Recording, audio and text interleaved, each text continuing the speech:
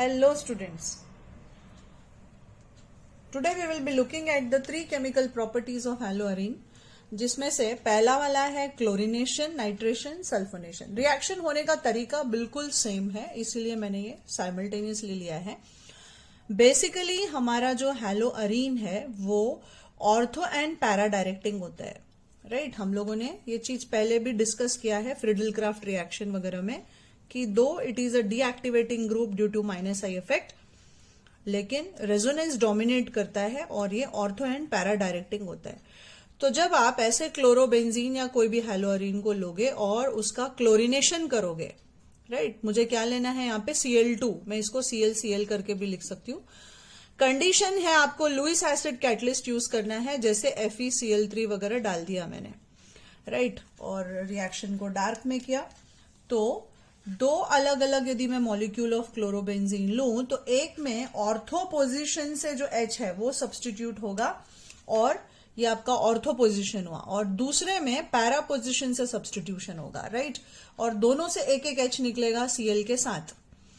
तो मेरा प्रोडक्ट बन गया ये ऑर्थो पे क्लोरो सब्सटीट्यूटेड क्लोरोबेंजीन और पैरा पे डाई सब्सटीट्यूटेड, है ना, पैरा पे भी एक सब्सटीट्यूशन हो गया, तो ये डाई सब्सटीट्यूटेड हैलोअरीन हो गया आपका, प्लस बाई प्रोडक्ट निकला मेरा 2HCl। सो इसे हम बोलेंगे ऑर्थो डाइक्लोरोबेंजीन, या फिर आप बोल सकते हो 1,2 डाइक्लोरोबेंजीन, राइट।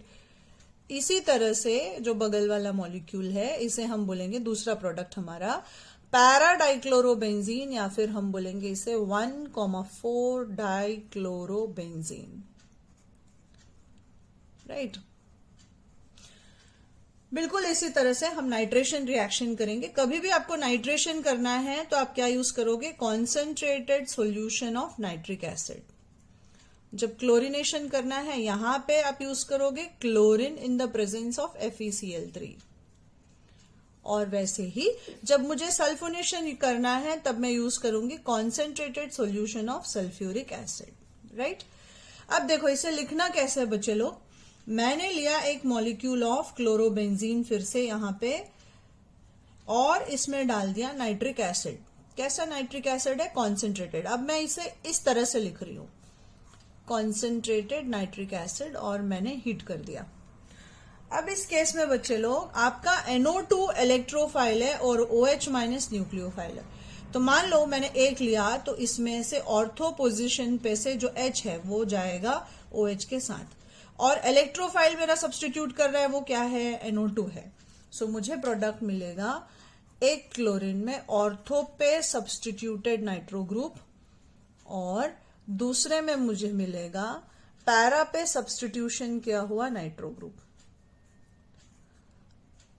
अब ये आप priority order of functional group देखेंगे यदि, तो लास्ट में आते हैं नाइट्रो, नाइट्रोसो, हैलो, है ना।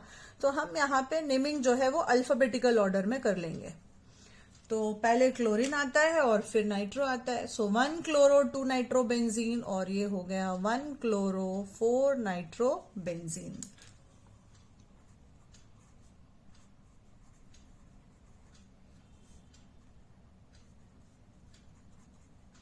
इसी तरह से हम सल्फोनेशन रिएक्शन भी कर सकते हैं।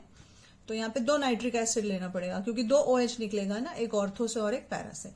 अब सल्फोनेशन रिएक्शन में मैं भी कुछ इस तरह से सल्फ्यूरिक एसिड को भी लिखूंगी। यहां पे मेरा इलेक्ट्रोफाइल जो है वो SO3 होगा। क्या होगा बच्चे लोग? SO3 is my electrophile. Concentrated sulphuric acid लिया और मैंने हीट कर दिया। वापस यहां पे ऑर्थो पोजीशन से एक H गया OH के साथ, राइट, और SO3 ग्रुप यहां पे सब्सटीट्यूट किया, तो मुझे प्रोडक्ट मिलेगा अपना ऑर्थो पे substituted sulphonic acid group, isn't it. और दूसरे में मेरे को मिलेगा पैरा पे सब्सटीट्यूशन किया हुआ सल्फोनिक एसिड ग्रुप। तो अब हम प्रायोरिटी ऑर्डर में हैलोजेंस जो है बच्चे लोग वो सबसे लास्ट में आता है। मेरा बाई प्रोडक्ट क्या बना यहाँ पे? 2 मॉलिक्यूल्स ऑफ वाटर। तो प्रायोरिटी ऑर्डर में सल्फोनिक ऊपर होने के वजह से कार्बन जिस पे SO3H लगा है उसको 1 दोगे। विथ रेस्पेक्ट टू दिस ये ऑर्थो हो गया, और बिल्कुल ऐसे ही विथ रेस्पेक्ट टू दिस ये क्लोरीन जिस पोजीशन पे है वो पैरा हो गया। तो हम इसको बोलेंगे ऑर्थोक्लोरोबेंजीन सल्फोनिक एसिड, या फिर आप बोल सकते हो 2-क्लोरोबेंजीन सल्फोनिक एसिड। दोनों ही तरीका नेमिंग करने का सही है।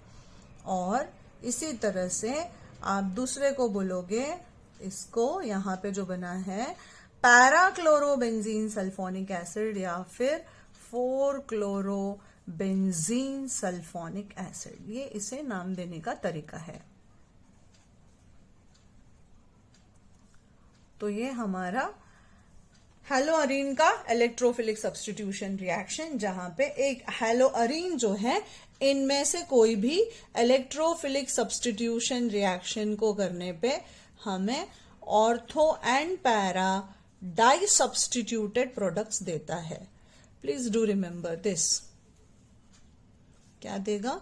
Ortho and para di substituted या बाई सब्स्टिट्यूटेड प्रोडक्ट्स, जिसमें मोस्टली हमारे पैरा प्रोडक्ट्स जो हैं वो मेजर होते हैं।